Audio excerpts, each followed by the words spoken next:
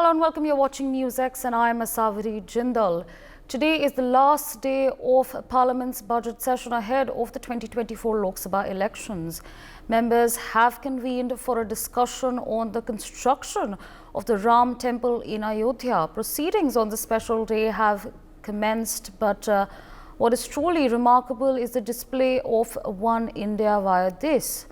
The construction of the Ram Mandir in Ayodhya and the building of a grand mosque in Dhanipur offers a catharsis to all Indians as it sets, as in fact it is a testament to the rejection of the two-nation theory peddled by the British during colonial rule. A microsome of the world, India has been a shining example of cultural and religious harmony. So, of course, big developments that have taken place. It's a good day. It's a special day.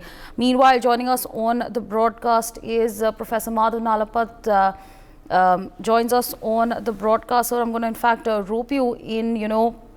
Of course, it is a special day in the Parliament today. This is, this day was blocked to commemorate the construction of the historic Ram Mandir. Well, do you think there is this sense of catharsis that has been nurtured with the Mandir's Pran Pratishta? Well, I would like to say that the answer is yes. And I'd also like to basically say that it is excellent that whether it's the Prime Minister, whether it's the RSS Sarsang Chalak, whether it is UP Chief Minister Yogi Adityanath, all have been very, very clear that there are only three sites that are important and not the many thousands or 40,000 and all kinds of figures have been bandied about, sites that are being talked about by members of the fringe. The reality is why Kashi, Mathura and Ayodhya are important is Mathura is the birthplace of Lord Krishna. Ayodhya is the birthplace of Lord Rama, and Kashi is where Lord Shiva basically, manifested. And from that point of view, these three sites are sacred to the Hindu community in a way that Makkah, Medina and Al-Aqsa are to our Muslim brothers and sisters. I would say very clearly that these three sites are what is needed, not one site more. And this acceptance, this realization among the overwhelming majority of people in India has resulted in the Ram Mandir being built, and if I may say so, to a very welcoming reception on the part of our Muslim brothers and sisters. And of course, a very grand mosque is going to be built there. I'm sure that there will be some very notable personalities from across the world who will be attending that particular function. And I think that's wonderful. So the Kashi, Mathura and Ayodhya, these are the three sites, and these are the three sites alone. And the Ram Mandir at Ayodhya is among these three sites. So what we are seeing today is an affirmation of secularism. Every faith has to be given the same kind of respect. And what was done during the period of Aurangzeb, destroying these three sites, and not only destroying them, but putting structures on them that frankly went against the teachings of the very faith that he claimed to be a champion of. This wanton destruction, this kind of what I may call a terrible historical act. Now justice has been done in the case of Ayodhya, and from that point of view, the warm acceptance by our Muslim brothers and sisters of this, and you can see that barring a very few elements, you have a few fringe elements in the Hindu community saying, no, you must have this and that and everything, which frankly is not at all correct. There are only three. And I've given you why the three are important, and a few people in the Muslim community are saying, no, not even one, which again is, doesn't represent the community as all. So this has shown that India is a secular country, And above all, it has shown that the two-nation theory that is peddled by the British and Muhammad Ali Jinnah is an absurd theory. And I would like to say I am very, very happy at this day because it is very, very clear that the people of India, the people of Bharat are one and are standing as one together. Right, sir, absolutely. Requesting you to stay on with us before I propose my next question. In fact, with us on the broadcast, Ms. Raj Lakshmi Joshi, political analyst, and Major Mohammad Ali Shah with us on the broadcast. I'm going to, in fact, rope in Major Mohammad Ali Shah into the broadcast. False two-nation narratives is being peddled by those who simply cannot cope with the idea of harmonious coexistence in India, the idea of, in fact, embracing all cultures, languages and customs across the nation. What would you like to say to these regressive figures? Right, Asawari, it's a very, very good question. When the Ram Mandir was inaugurated, in fact, I was live on various channels. One of them was yours, in fact, and you heard my viewpoint and how we welcome the step, and we said it's a beautiful piece of architecture, and we joined the celebration of our neighborhood as well. In fact, in celebrating and congratulating. See, the very fact is very simple. I am a Muslim and I am very proud to be a Muslim. And when I respect the other communities, other religion, they will respect me. If I do not respect them, I am afraid I will see what we see many times. People get communal and people, it's not in the right spirit. So the very fact is, it is a step we should respect the sentiments of the entire nation. And we should see it as one, because Hindu, Muslim, Sikh, Isai, आपस में सब भाई भाई, मजहब नहीं सिखाता आपस में बैर रखना. So the very fact is, we have to come together, stand tall as one nation, and anyone who divides us. I mean, it could have been a division in 1947 when Muhammad Ali Jinnah divided us on religious grounds, and I am glad my ancestors did not go across the border, because today we are seeing the plight in Pakistan, what's happening. I am indeed thankful to them for making the right decision, the right choice of staying back. We are the sons of the soil, for staying back in India. So we feel very, very proud. And the very fact is, every Indian, I'm not saying about every Hindu or Muslim or Sikh or Christian or Parsi or Jew, every Indian should take pride in the fact that we are one and we should not be divided. And no one should be able to divide us if we stand tall, if we stand strong, if we stand united. Because united we stand, divided we fall, Savri.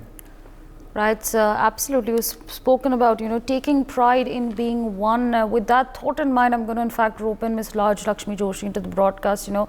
After bearing 300 years of the British Raj, which led to the partition of Bengal in, of course, 1905, and of course, we know what happened in 1947. The best way of now describing India is unity and diversity. We're a country that is proud of all of our 760 languages that are spoken.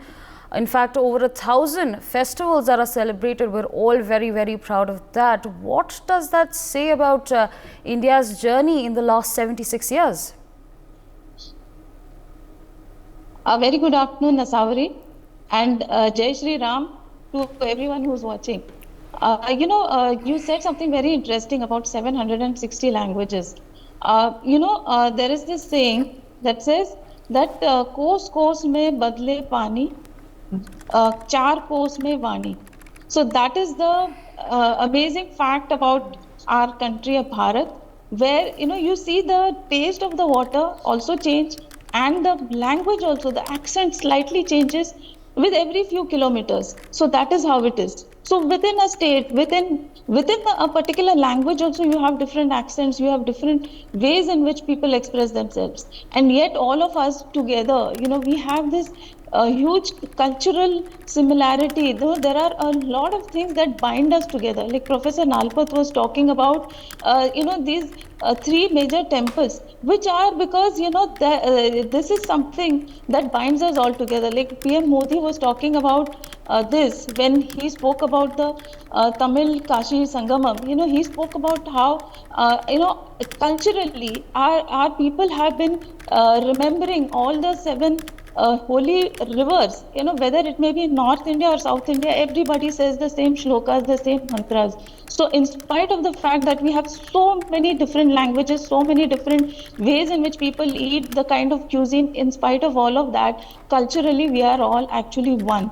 So that is something that binds us all together. And it was a huge civilizational achievement, I can say, during the Pran Pratishtha of the Ram Mandir, because irrespective of whichever deity somebody might have been following, like in Hinduism, in Sanatan Dharma, we have different, say maybe Kula Devtas, we have different gods and goddesses that we follow mainly. But in spite of all of that, Prabhu Ramji and Shiv Ji and even Sri Krishna, we all follow all of them very with great dedication, and in spite of whatever lineage, whatever gurus, whoever we might be following, everybody was so emotional and sentimental at the time of the Pran Pratishtha. So that was a huge moment, and it is sad that from the time of independence, in the name of secularism, what has happened is this thing about this pride in Hinduism had taken a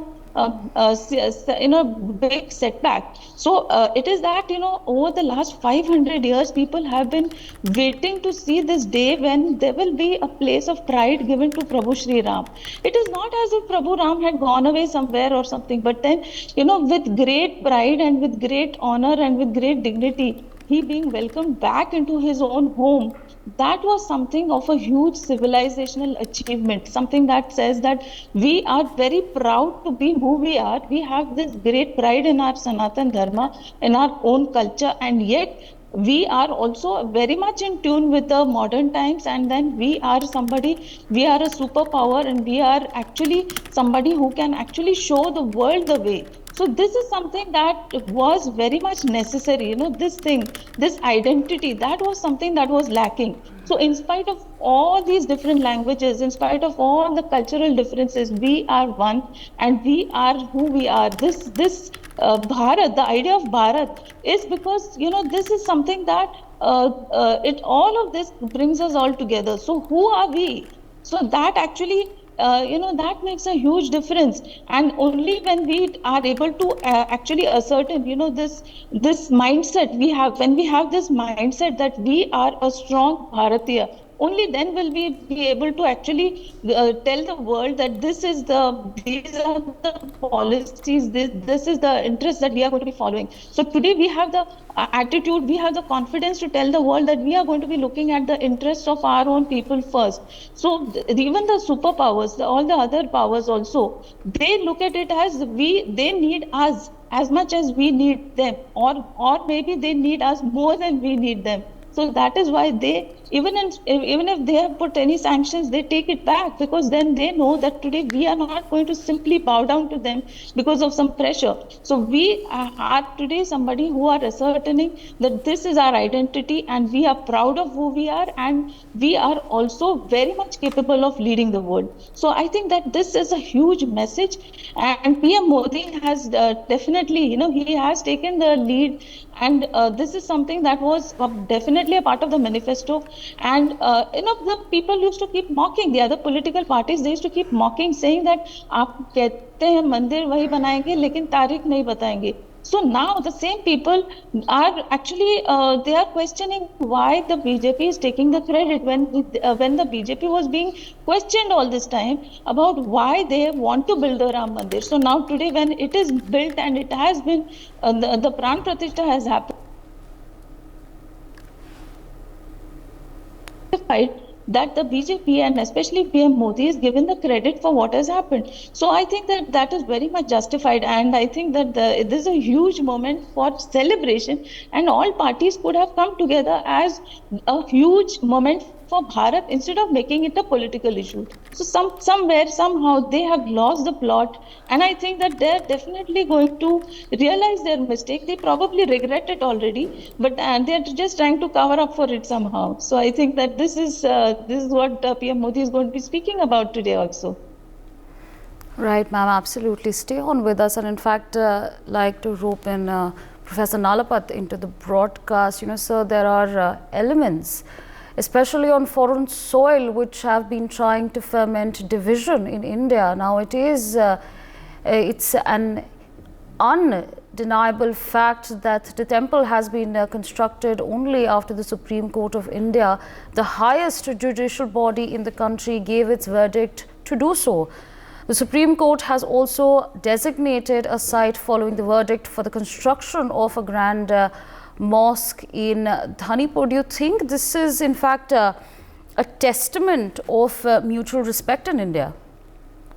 Well, there's no question that it was a very good decision of the Supreme Court, and there's no question that something that was not achievable throughout the years since independence has been done by Prime Minister Modi.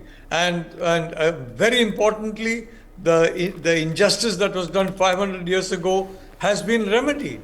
And that injustice was actually a subconscious wound in our psyche.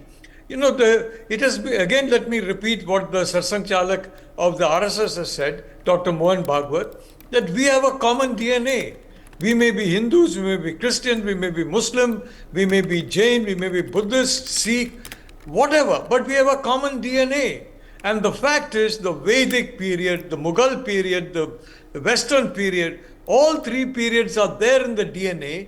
And the fact is that this DNA goes back at least 6,000 years, if not 10,000 years. So what has happened in the colonial period, we were taught to look at the history of India maybe for about 200 years or 300 years, maybe since Lord Clive, landed in India, or maybe at most about 600 years. But nobody thought of moving that history forward to the entire history of India. And the entire history of India is something that every Indian, every Bharatiya should know. And I think this is indicative of the fact that more and more individuals are beginning to understand the entire 6,000-7,000 years, if not much more, of the history of India and take pride in it. It's not a history of, that we can divide into, okay, this is a Hindu part, this is a Muslim part, this is a Western or a Christian part. Not at all. All these three parts come together, as Rajlakshmi very correctly said, in the sense of rivers coming together. And as Major Muhammad Ali Shah said. So I'd like to say that we all have a common DNA as Bharatiyas. We have a common DNA, whether we are Hindu, whether we are Muslim, whatever faith we belong to. And I do believe that the way in which this entire return,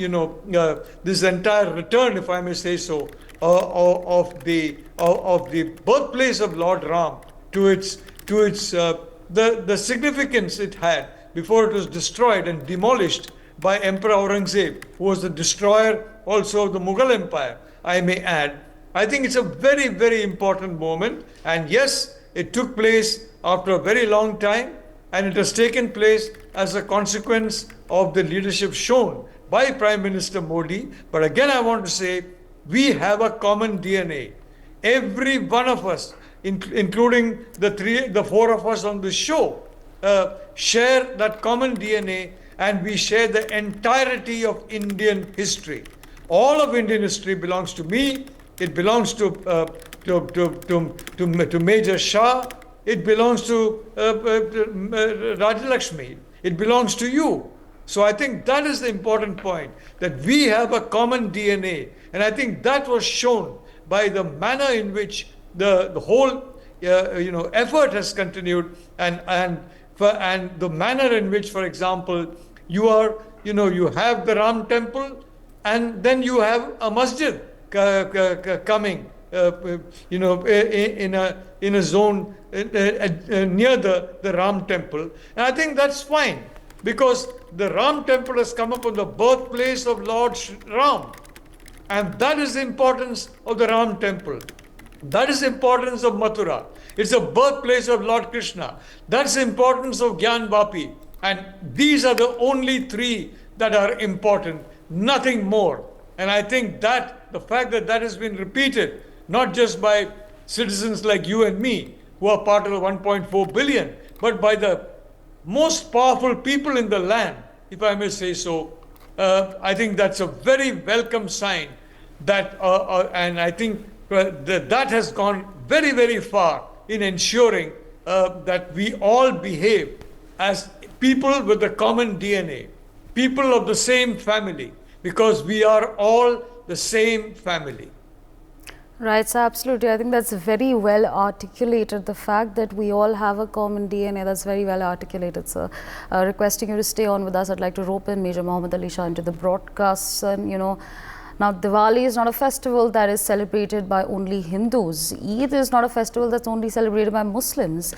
And Christmas is not a festival that's only celebrated by Christians. It's celebrated unanimously. Everyone is celebrating, and in fact, celebrating, of course, all these festivals. Now, in your assessment, when did this realization kick in that we are one?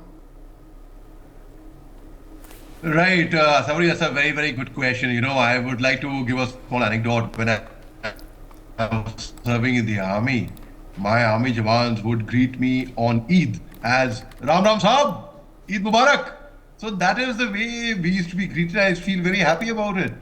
And again, during Ramzan, my buddy used to ask me, Sahab, subah ko sehri, that's the early morning breakfast which we have before dawn at 4 a.m.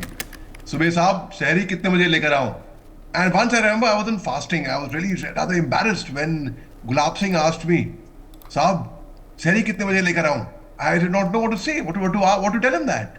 Anyhow, and Diwali is a festival which we all look forward to. It's a festival of lights, and if not crackers, we put in essence, we put in the other fireworks which really brings brightness. We see the houses lit up. We talk about Christmas. Well, I was in Nagaland during Christmas sometime back, and it's in Nagaland. It's got 100% pure Christianity. All the tribes are Christians. Every house is lit up so beautifully well. I had gone to Goa also on Christmas, where people say Goa is really celebrated very much on Christmas and New Year's. Nagaland was really lit up, and all over the country, in fact, for that matter. All the festivals, we all come together. Now, where did that realization come that we are all one? I think it is all a state of mind. We have to see that we are actually one, as Professor Nalapat rightly, very beautifully described. We are all the same DNA. The regiment that I come from the artillery, the regiment of artillery in the army, we have the artillery center in Nasik. Now it is like the mecca of all gunners to go to Nasik, Devlali for the School of Artillery or the Artillery Center. Now on one square, Asavri, there is a mosque, there is a temple, there is a gurdwara, there is a church on one square. It is there. We are so secular. Every religion is treated with equal respect. We must learn from the armed forces, where we do not, no one asks what caste, creed, religion, region you come from. It is very simple and plain. It is one. We are all one. The nation comes first, always and every time. And so when did this feeling come in? Well, I think if I have to say honestly, there are a few hotheads, if I may call them that, on both the sides. Now, those hotheads have to actually understand that we are all one. We must, and who's following those hotheads? Following would be minuscule, actually. We should not perceive it that way. We should perceive as when we come together and stand tall as Indians. When we go abroad, we don't say, I am from so-and-so place. We say we are from India. When we exchange our currency, we do not exchange currency of that village or that place. We exchange the Indian currency. When we put the flag, we do not put the flag of the village or district or the state or the team, that we put the Indian flag always first. So the very fact that feeling, it is a continuous process. I think that feeling has to be inculcated in all our minds forever. And it's not just, if feeling comes and goes. That feeling should live in our hearts and minds forever, Sabri. Right, sir. Absolutely. Stay on with us. In fact, I'm going to rope in Ms. Raj Lakshmi Joshi into the broadcast. Ma'am, Macaulay has had a deep impact on India's education system. He said that he would create a class of that would look Indian but think like Westerns via the education system. You know, we also know that the most Western societies, especially in Europe, are homogeneous. Do you think this is, this now provides an Indian perspective of multicultural harmony? Yes, definitely, Asawari. No, that is a very interesting thing. This is exactly the problem, and that is exactly what I was talking about when I spoke about the mindset. Mr. Macaulay, what he had intended was that they wanted to create this entire country which would simply be their slaves, which would simply follow orders. So they did not want somebody to take pride in what they knew, in what their culture was, in what their ancestry was. So they kind of dumbed down the entire generations to make them feel as if they are inferior, and only the British. In fact, even till today, a lot of us, what we do is we try to look to the West for some kind of validation.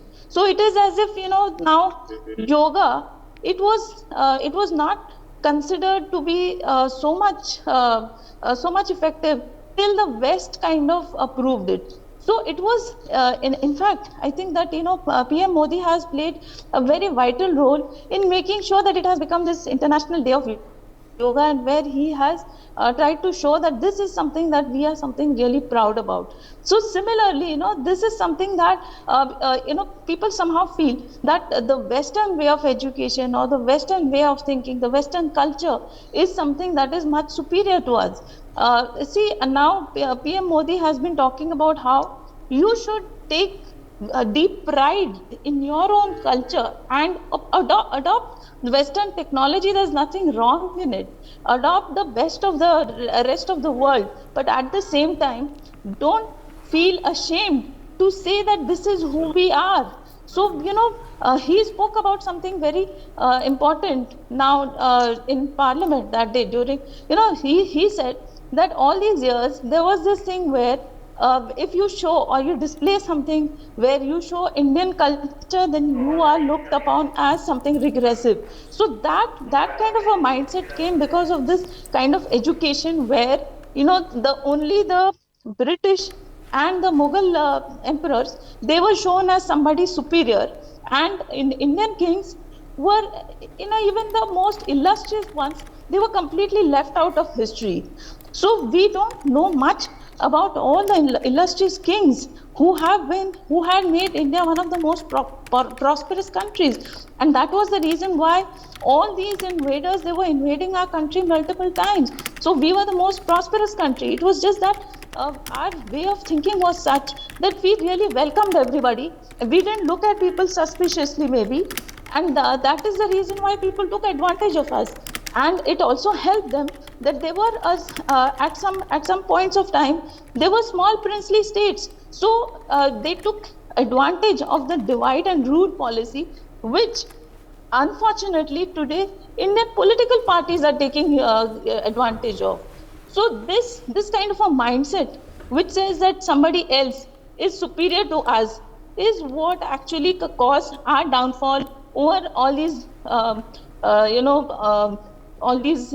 hundreds of years, and that is something that needs to be changed completely. And today, actually, when we start taking pride, when we start talking about Atmanirbhar Bharat, when we talk about Stand Up India, when we talk about Make in India, it's about we are taking pride in what we can make, and we are proud that and we know that we are capable of doing it. Absolutely. As per international standards. And we can import it to the rest of the countries as well, and that is what is happening. So that has made a huge shift in the policies, in the strategies, and in the way we look and we perform. So that has made a big change, Asawari. Absolutely, absolutely. With that, I'd like to thank, in fact, Professor Madhav Nalapat, the Director, The Sunday Guardian, Ms. Rajlakshmi Joshi, Political Analyst, and Major Mohammad Ali Shah for joining us on the broadcast and sharing their perspectives with our viewers.